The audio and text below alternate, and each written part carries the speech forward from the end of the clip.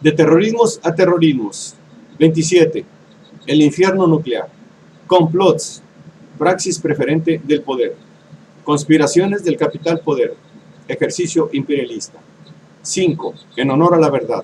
El compromiso filosófico. Parte 10. Esta es una obra del maestro Héctor Alejandro Mora Gallardo. Así que el poder se torna maligno. El poder es el mal. El capitalista, al ejercer una hegemonía impositiva, comienza por afectar a su entorno inmediato, lo que se agrava cuando se torna imperialista y ejerce una hegemonía mundial a través de las transnacionales, con lo que su poder de afectación abarca al mundo entero, sometiendo a prácticamente todos los pueblos del orbe. Poder que se ejerce en sus 4 dominios básicos: político, incluidos los 3 poderes formales del Estado: ejecutivo, legislativo y judicial; económico, industrial productivo; propietario, exclusivo y excluyente; ideológico, dominio de las mentalidades; programación de las conductas empleando los más media y a las doctrinas religiosas, así como a sus élites sacerdotales. Entiéndase, el Vaticano, la jerarquía judaica, islámica, el Dalai Lama, etcétera, etcétera. Y el militar policíaco, sometiendo por la fuerza, vigilancia y control; ejércitos, policías, mercenarios; instituciones, sectores, instancias que configuran la estructura del Estado, todas las cuales en la actualidad ya han sido tomadas por la élite capitalista. Desde luego que no todo el poder es negativo y coercitivo, ni está en función solamente de contener la lucha de clases.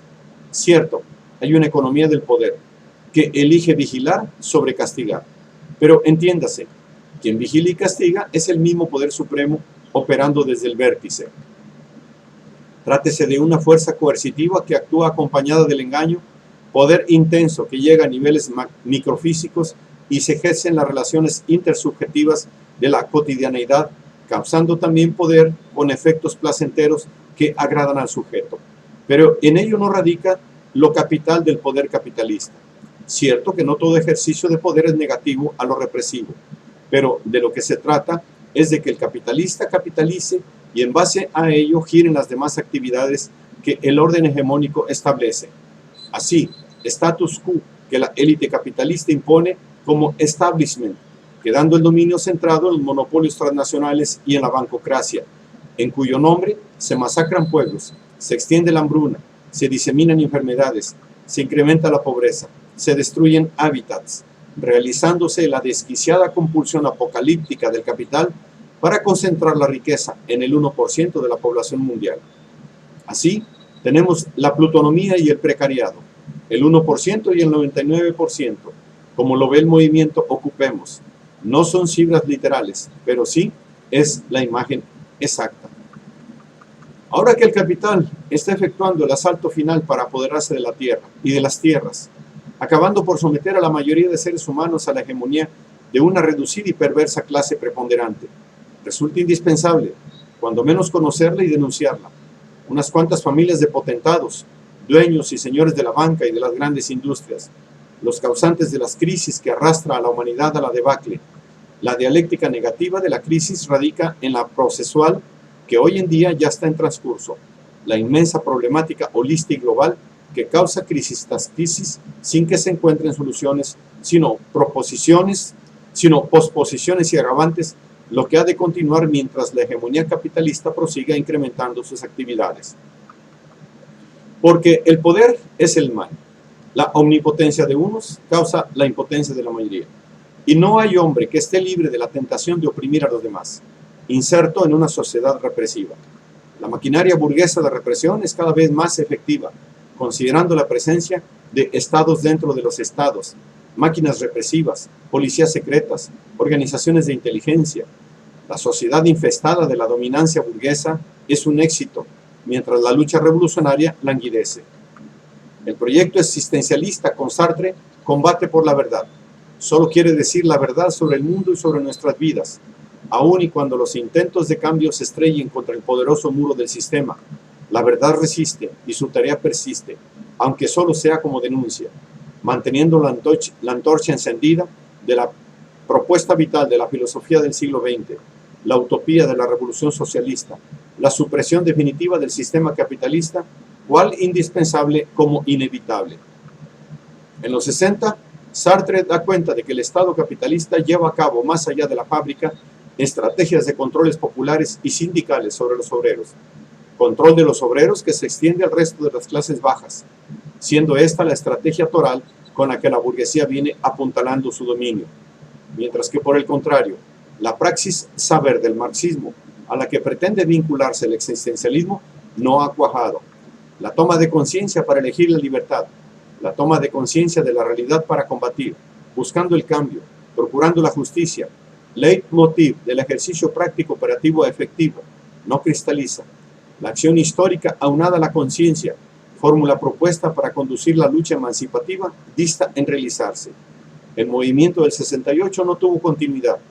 El educar a las masas para la toma y el ejercicio de otro tipo de poder se apagó, dando paso a la apoteosis de la reacción burguesa.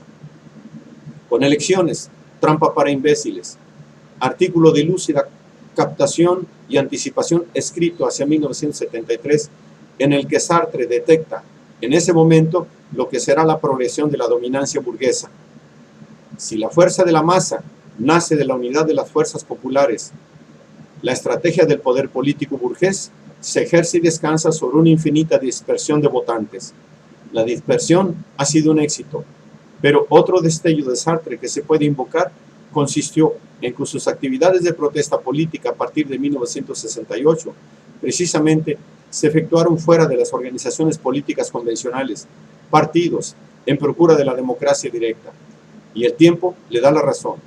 Hoy en día, ese es el camino ante la uniformidad de partidos enquistados en los estados que no representan alternativa alguna al sistema, sino que unos y otros lo complementan.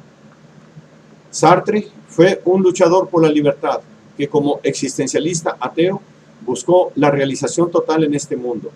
De ahí que hacia el final de sus días, habiendo existido y analizado el dominio de la burguesía hasta la década de los 70, no encontraba el camino despejado, sino por el contrario, situándose en un callejón sin salida, debatiéndose entre la desesperación y la esperanza, pero sin dejar de luchar, sin renunciar a la revolución concebida como la supresión de la sociedad presente y sustitución por otra más justa, en la que los hombres puedan tener buenas relaciones unos con otros. Queda para el próximo futuro posmoderno, postcapitalista. Es cuestión de tiempo, cierto, pero el daño causado y el fracaso de la auténtica revolución consciente no auguran una recuperación plena en la naturaleza, sino en una tierra desgastada. Solo la fuerza de la comuna ligada a la tierra pueden resucitar la savia vital. De lo contrario, el mundo se pierde en una línea recta que es un callejón sin salida. Una humanidad desangelada sin reciclo, en detrimento de extinciones y agotamientos de natura y recursos, y bajo fuegos artificiales. El poder es el mal, el capitalismo imperialista es el mal mayor. La prioridad de la teoría y praxis crítica consiste en descubrir, exhibir a ese poder para lograr combatirlo con conocimiento de causa, implicando un ejercicio de arriesgue para indagar sobre las actividades punzantes que se presentan como los más grandes problemas y peligros. La industria militar y su producción de armas en serie progresiva, el gran negocio macabro de la industria de la muerte que engendra guerras y causa destrucción y dolor en grandes proporciones, el terror mayor, dado que el poderío militar es el poder contundente que en última instancia garantiza el dominio del establishment imperialista, aunado al cual van las otrora 7 hermanas petroleras, ahora fusionadas, y demás del conglomerado atlantista, cuyo apetito por los mantos de hidrocarburos en el planeta está detrás de las guerras neocoloniales, con la OPEP contra la OPEP, así como el poderoso holding agroindustrial, el que empleando la biogenética y la nanotecnología pretende controlar la producción de alimentos y que sean alimentos modificados, haciendo de la producción de semillas y plantas algo similar a lo que ocurre con la producción de artículos manufacturados, propiedad exclusiva, patentada y vendida por imposición a los campesinos, para que estos al trabajar las tierras les produzcan beneficios. De manera tal que el verdadero biopoder es el que ejercen las transnacionales de la agroindustria, pretendiendo conquistar al sector primario a través de establecer un mercado oligopólico de compra-venta de semillas y plantas transgénicas, lo que, aunado al monopolio sobre el agua potable, se presenta como la última frontera que los capitalistas procuran colonizar, significando un peligro mayor que patentaría el dominio totalitario. Peligro mayúsculo para la humanidad. La tierra, la savia vital, el control sobre los campesinos y su sustitución por maquinaria agrícola, obteniendo de los productos alimentarios la plusvalía, sometiéndolos a especulaciones monetarias, encareciéndolos, cerrándose con ello el círculo capitalista sobre la tierra. ¿Quién podría sobrevivir a eso? Al igual que Sartre y otros intelectuales que murieron en combate sin conocer la victoria, Noam Chomsky, a sus 83 años de edad, tiene confianza en el futuro y propone ocuparlo con renovados bríos. Se trata, nos dice, dirigiéndose a los indignados, de entender al mundo para actuar. Se aprende al practicar, con lo que la afamada tesis 11 de Marx Engels sigue vigente, haciendo ondear las banderas de la esperanza. Transformemos al mundo. Al igual que en el pasado reciente, se trata de que la filosofía crítica, aunada a las ciencias sociales, idem, deben apoyar a los combatientes anticapitalistas, los batallones de hormigas que comienzan a multiplicarse con la esperanza de que la lucha sea permanente, organizadas como nuevas y viejas comunidades ligadas a la tierra e intentando ser alternativa al dominio del supermercado. Pero esto aún es incipiente. Aún los batallones de hormigas son eso ante la ingente máquina. El futuro habrá de ser de los revolucionarios, pero tras de sucesivas batallas anticapitalistas, hormigas con conciencia dialéctica. Con lo que en última y primaria instancia es el poder imperialista el que más afecta y daño causa. De ahí la prioridad por develarlo y combatirlo, para lo cual hay que descubrir a sus agentes primarios ubicados más arriba de sus operadores empleados. Un sistema de dominio que se torna abstruso, dificultando su comprensión y sus múltiples maneras de afectación tentacular, así como su inmensa red tejida sobre el mundo entero, haciendo difícil tanto su identificación y desciframiento como su combate. Sistema de dominio que a la vez de nudoso resulta espinoso. Lo prioritario pasa a ser combatir a ese poder maligno, el poder imperialista de las transnacionales, poder ingente que amenaza ya incluso la subsistencia de la especie en el planeta. Se trata de procurar encontrar la manera de expulsar a los mercaderes del templo ahora que son más poderosos que nunca. Interpretar el mundo contemporáneo requiere de una disposición de ánimo firme. No es preferentemente una obra de inteligencia o solo de ella. Es una cuestión de espíritu para quien tenga ojos para ver la realidad sociedad-mundo que trasciende la realidad compleja y múltiple que se constituye en la verdad histórica, lo realmente acontecido que debe ser indagado, reconocido y pronunciado a través de un ejercicio de historiación, indagación, que compromete al individuo pensante al confrontar diversas instancias de poder activas que funcionan en un mundo a favor del imperio y como tal del engaño, de la mentira, de la imposición, habiendo un cambio histórico en la percepción y el manejo de la verdad. Lo verdadero, ahora, la verosimilitud de la episteme moderna, contemporánea, objetiva, realista, enfocada en la inmanencia, en un giro radical de 180 grados, a diferencia del paradigma arcaico y antiguo, esencialmente trascendente, y sin embargo, su captación y aceptación siguen siendo, aunque por distintos motivos, igualmente difícil, a pesar del cambio de paradigma radical que representa el conocimiento libre de la sociedad abierta. Si en la era arcaica la verdad era considerada verdad sagrada, la verdad revelada y como tal esencia eidética e hipostática, la idea esencial en pensar en el ser verdadero, dador de la verdadera realidad, la enseñanza otorgada por los dioses, creencia suprema, exégesis de la versión divina en un contexto religioso, en una evolución que va hacia el Dios único y sus profetas, o en el pensar filosófico a la revelación del uno en las Eneadas de Plotino.